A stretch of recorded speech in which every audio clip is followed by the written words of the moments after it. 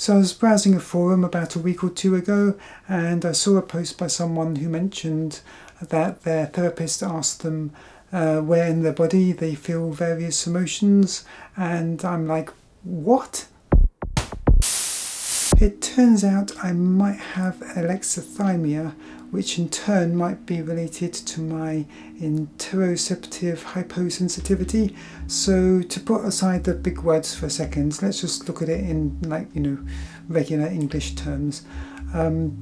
So if you're hyposensitive to one of your senses, it might be a bit dulled or attenuated. So, visually you might not notice things as well, sound-wise you might not hear things as well. In terms of interoception, I don't really notice when I'm hungry, for instance. My first clue is I hear my stomach gargling and gurgling, and my second clue is that I'm kind of getting woozy and cranky and about to faint. So that's why I started eating at kind of set times more or less, and that's much easier than trying to work out when I might be hungry, because that's not really a concept I have too much of. Similarly to that, in terms of emotions, the whole visceral aspect, the viscera, your internal organs, feeling that these emotions are happening to you, I do not have that at all. So just as I can't really tell when I'm feeling hungry inside, I can't tell when I'm feeling happy inside. So these are all kind of foreign alien concepts to me. So as far as alexithymia goes, there's two different things by that name which are quite distinct, and I think this is one of those things where eventually people are going to start giving them two separate different names, because they are two quite different things. One of them is where you feel emotions but you can't describe them, like I'm feeling like I've got a heartache but I don't know what that means. Does that mean I'm in love, or what is that? And if that's the case, then you've got these kind of body heat map looking things. They're not literally heat maps, but you can see here's a map of someone's body, and these are the organs that feel like they're kind of being turbocharged or something, I guess. They're kind of being amplified in some way, or they've got adrenaline, and other parts of the body are kind of being calmed down and slowed. I have no idea how that works, but okay. So for people who just can't describe the emotions they are feeling, they might be able to look at these maps of the body and say, oh yes, it's that one. Oh, I see, I'm feeling sad, that's what that is. Okay, that's not at all what I have.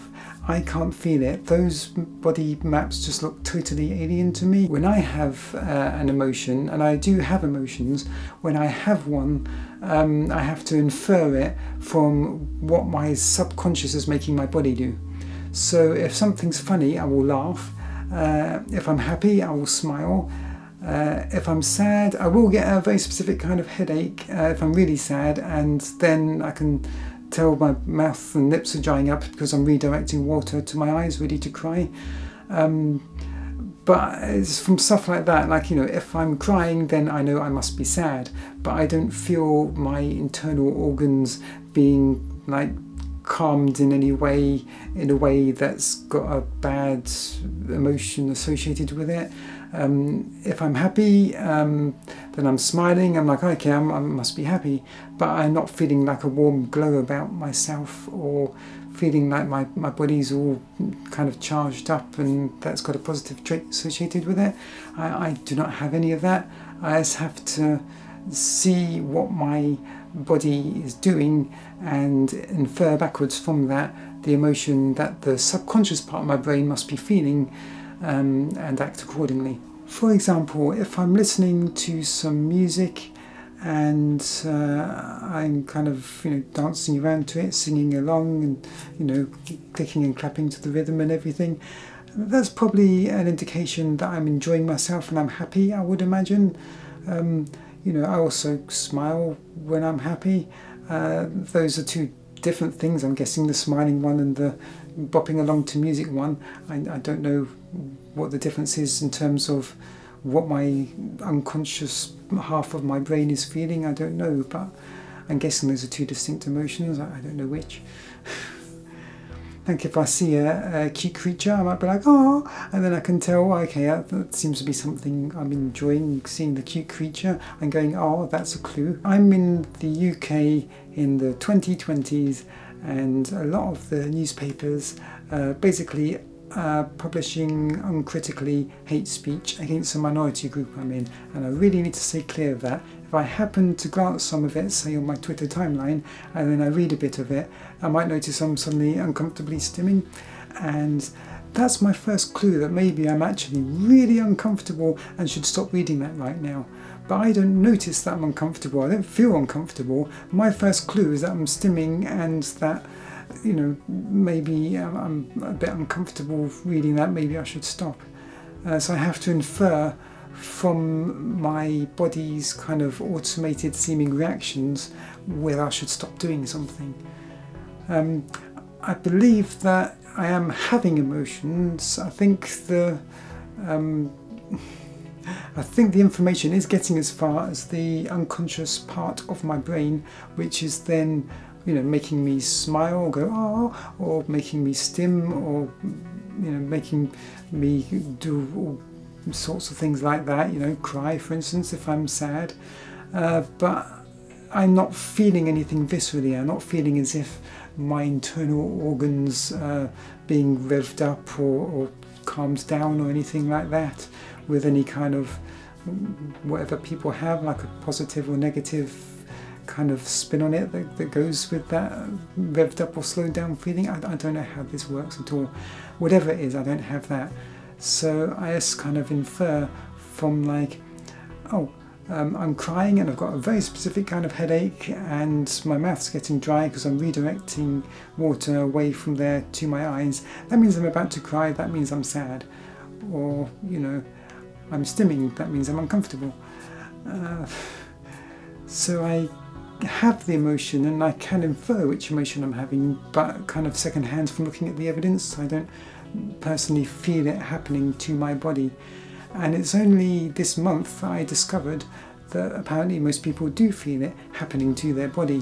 When they're using the phrases visceral or feelings, they're not speaking metaphorically. They really do feel them happening to their viscera, their internal organs. This was all news to me, and it's just the most fascinating thing to me, because, you know, first of all, wow, most people think quite differently to me in terms of how they experience having emotions, which is largely considered a pretty fundamental part of being a human apparently. So that's kind of interesting in itself, that I experience such a fundamental thing so differently to everyone else. But secondly also that I managed to make it 41 years before realising other people are experiencing this differently to me, and that I'm missing out on, like, you know, a huge part of this.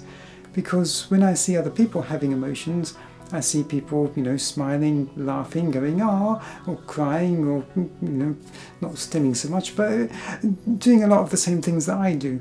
And I didn't realise there's this kind of intermediate step where they're feeling something as if it's happening to their body and making them feel all hyper or calm.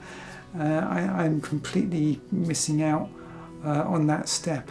And I had no idea that other people weren't, that it was a thing to be missed. So I just thought this is kind of a really interesting thing, and that people should talk about it more. Because there's this thing called the typical mind fallacy, where everyone assumes everyone else thinks in the exact same way they do, and it turns out they do not at all. The human race is very, very diverse and varied, and this is a fascinating thing. So maybe we should kind of stop taking it for granted that we all experience reality in the same way and have the exact same thought processes and all of that, and realise that, you know, some people, they can sense a lot more or less than other people, which is fine. So if you also do not viscerally feel emotions, literally, turns out you're kind of in a steep minority here, like I am. But on the plus side, you're not alone. There's a term for it. There are other people who experience, or rather don't, emotions the same as you, and so that's something. And on the plus side, you know, it might mean that you're a bit calmer in a crisis, for instance. And as far as the whole, you know, having a group of people, like a group of friends goes, it probably is quite useful to have, you know, from an evolutionary point of view, to have like one calm person in a crisis who is going to help out, perhaps. Not so much with me, because, you know, I'm really bad anyway at like all the common sense stuff, but to my credit, I'm being calm and not helping, so then I just feel bad about it. But anyway, on principle, it should be good for some other people with alexithymia to say help out in a crisis. That, you know, is maybe quite beneficial to everyone. So it's not like you're a broken person so much as, you know, you can contribute something else to the group that's going to really help out everyone. So I don't think it's like, you know, a bad thing to be ashamed of, or that it makes you less human. It's a part of natural variation that, you know, means you can contribute different things to other people. So I thought that's kind of interesting and neat. And I know I did a search for this on YouTube, and there's only like a handful of videos about it, which are either quite clinical or they're kind of depressing. And I just thought, you know, well, from my point of view, I didn't know I was missing out on anything for like 4 decades. I don't think I'm really missing out on that much from my point of view. This is all I've known, and I do have emotions, I just don't feel them. I'm quite happy, inferring that I'm happy from all the dancing and everything. Fine. For me, it's more like, hey, have you seen how like at least 2/3 of people experience emotions? This is amazing. Why is no one talking about this? They're taking it for granted that everyone does it. I'm taking it for granted that no one does it, and we're just not talking. And I think it's one of those many instances of the typical mind fallacy, and also when people are agreeing on things, a lot of the time some of them are speaking metaphorically, some of them are speaking literally, and they both assume that the other one's doing the same. So I think it's one of those things where maybe, you know, you're not experiencing it the same way as everyone else, you just assumed you were. So I thought it might be useful to know that if you don't feel emotions viscerally as a thing happening to your body, you're in a minority there, but you're not alone. It's not just you. There are quite a few people who process emotions this way, which I just thought was a really interesting thing that no one seems to talk about, because we all take it for granted without actually checking.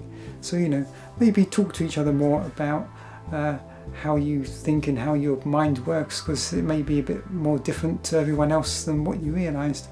I mean, I've got a friend who feels emotions much more strongly than most people, and seems to have quite a bit of control over them as well. Whereas to me, I can only infer the results and kind of backtrack it to work out, oh, this is what I must be feeling. So those are very different experiences at opposite ends of the bell curve. So I just thought, you know, it's kind of interesting the kind of natural variation you get with people. I think it's quite neat, if anything, that I can make music that will give other people emotions that I myself cannot feel, and indeed will even give me emotions that I cannot feel, but I still have them. I just have to infer that from what my subconscious or unconscious is making me do. I hear that the thing about being neurodivergent is it's very much like a tale of, well, I'm trying to do this, but the other part of my brain is trying to do that, and we're kind of at odds here, and I'm just trying to trick my brain into doing this. Yeah, that seems about right. Anyway, thank you very much for bearing with me rambling about this. Hopefully, now that I've said it in video form, I will finally be able to shut up and stop annoying my friends with all my talk of, you know, did you know other people feel emotions? This is amazing. This is wild.